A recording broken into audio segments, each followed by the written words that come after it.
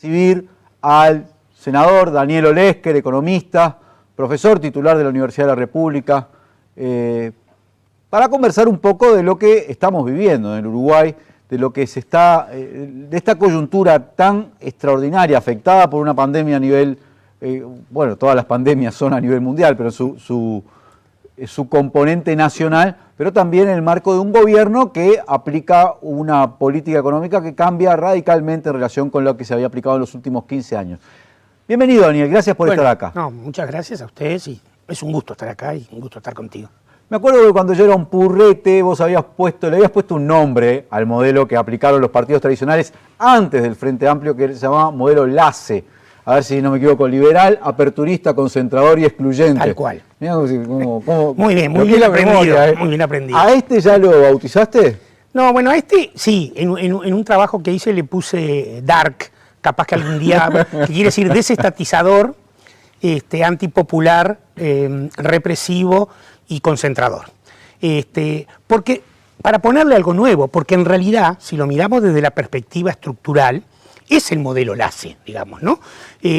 Porque, ¿cómo se explica el modelo de política económica que se está aplicando? Llevamos 5 meses, alguien podría decir, bueno, ¿cómo en 5 meses ya podemos tomar esta posición?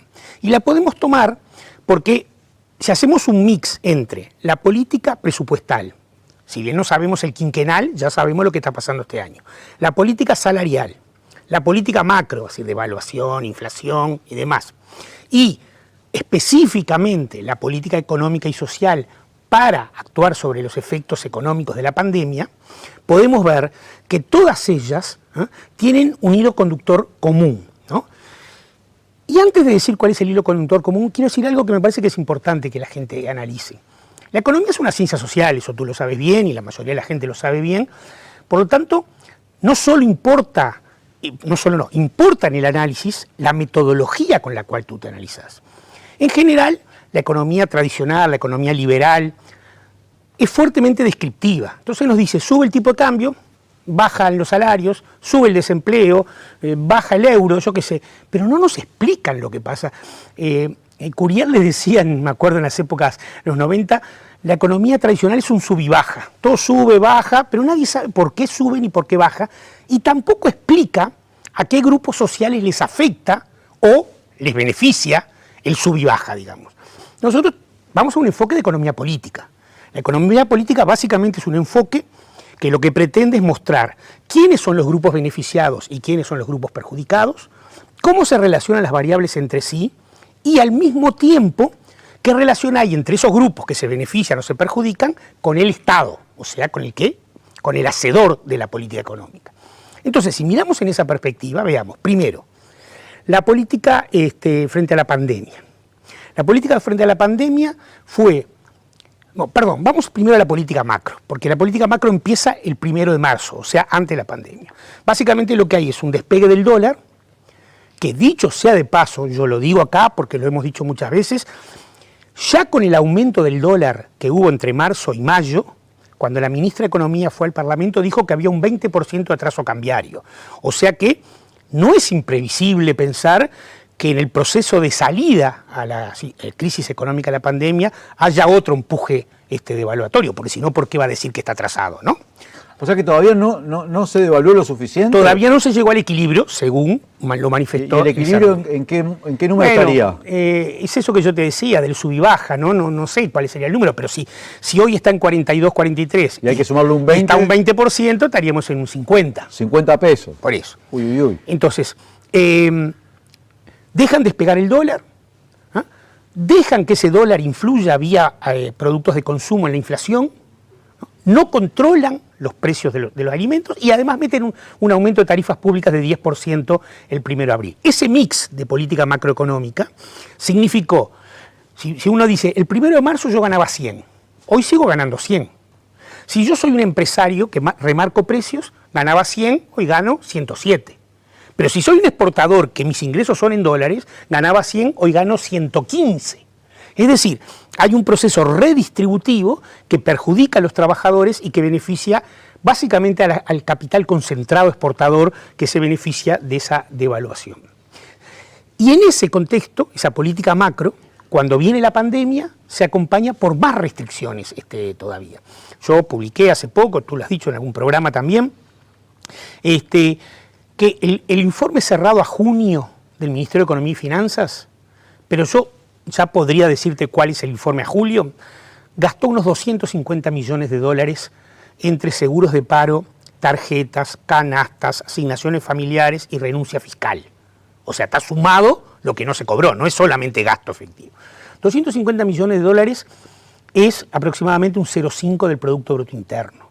En promedio por persona, las canastas y el agregado de TUS y AFAM, dice la CEPAL, es entre 4 y 8% de lo que recibían por esas mismas prestaciones antes. A este segundo efecto sobre la política de la pandemia se le suma un tercero, que es deciden una política salarial de caída del salario real. Y esto ¿por qué lo pueden hacer? Porque o lo hacen por decreto, o lo hacen también por Consejo de Salarios, porque votan las empresas y el Estado, y ya está. Mi estimación es que el salario real, si no pasa nada, porque lo que Rolando nos mostraba de los conflictos, yo creo que va a tener una espiral ascendente y va a hacer que algunas de las decisiones de política económica puedan cambiar, pero si no cambian, y esto también metodológicamente es importante, porque las políticas públicas expresan el sentido de la política del gobierno. Después puede ser que quisieron bajar un 5% y bajaron un 2%. Bueno, porque la lucha social en el medio intermedió entre aquella política y la realidad y logró. Pero con las estimaciones de la política pública, el salario real estaría cayendo entre un 4 y un 5% en el 2020 e idem en el 2021. Y recordemos que las jubilaciones, que se ajustan por salario, si el salario cae en el 20 y en el 21, las jubilaciones caían en la misma proporción en el 21 y en el 22, digamos, ¿no? Pero además, Daniel, está el salario de los que conservan salario, porque además hay un aumento muy importante de las personas que podrían perder el empleo. Pues no está claro qué va a suceder con todas esas personas que están en el seguro de paro, por extendido, lo que sea.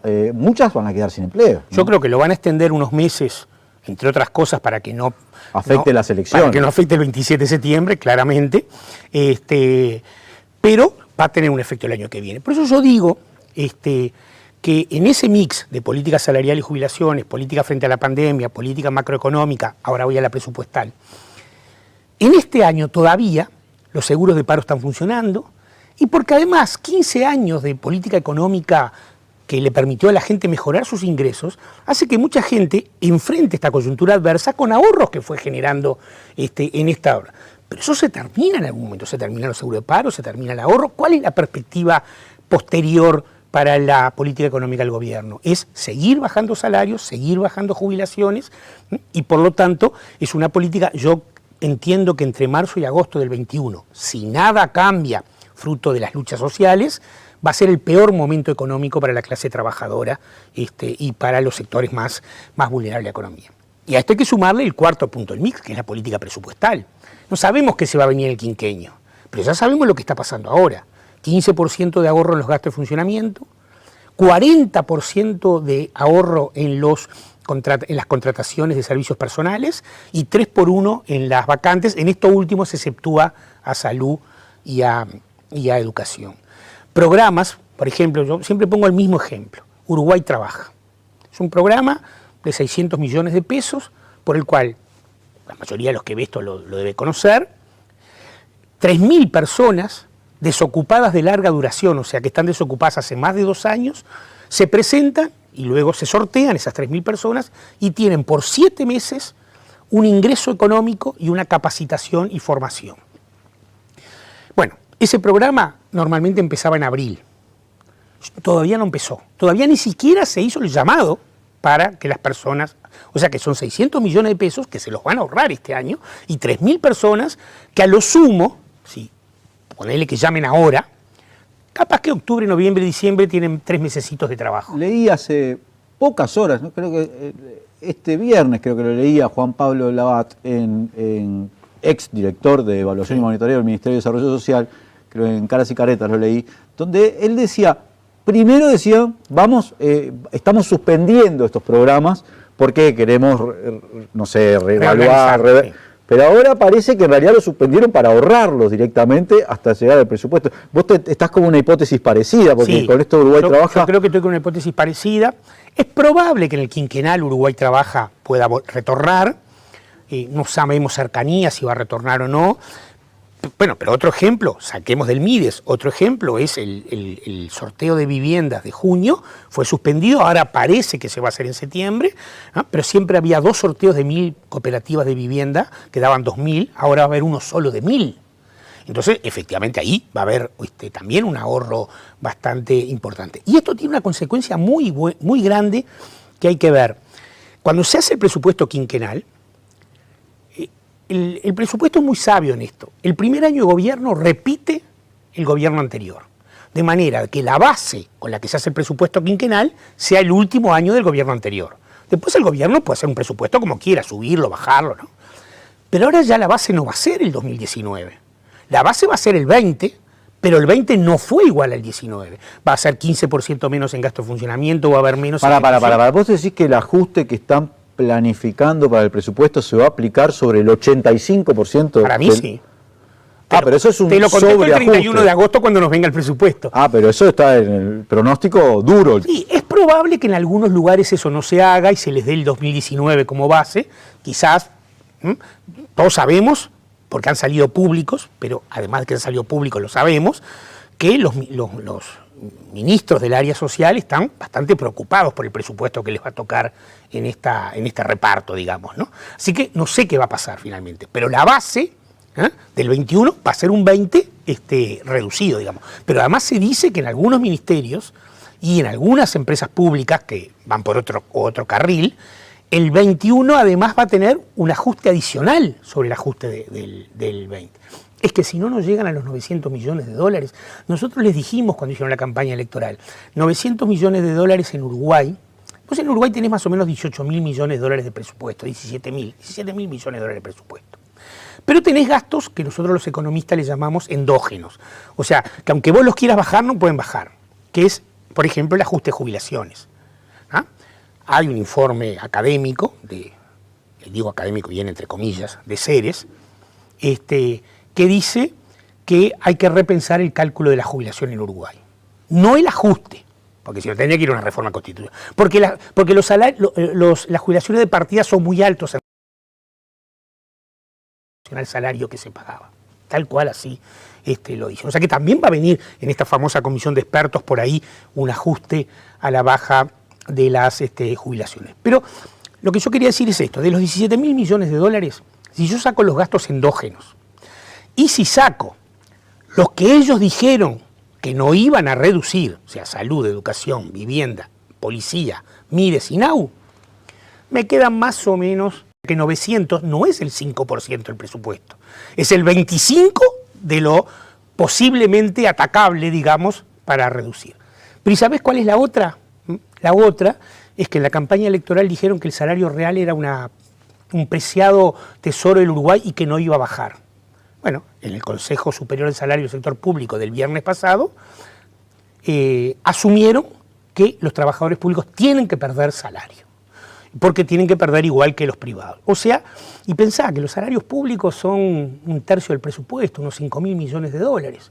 Si yo tengo que darle la inflación entera, que es un 10, y le doy un 5, hagamos rápido el cálculo de lo que significa eso de ahorro. Van a licuar el gasto público por políticas sociales y por salarios, como lo están haciendo ya este año. Quiero aclarar una cosa a la gente. La gente dice salario público y como hay está la denostación que se hace sobre, entonces dicen, no, ese es administrativo que está ahí tomando. No, salario público, estamos hablando de los maestros, las maestras, los docentes, los enfermeros, los profesionales. Fíjate el dato de la Oficina de Servicio Civil. Uruguay tenía en el año 2004, cuando el Frente asumió, 230.000 vínculos laborales, que no es lo mismo que funcionarios públicos, porque algunos pueden tener más de un cargo, pero es el dato que tenemos. Y hoy hay unos 300.000, o sea, hay 70.000 más.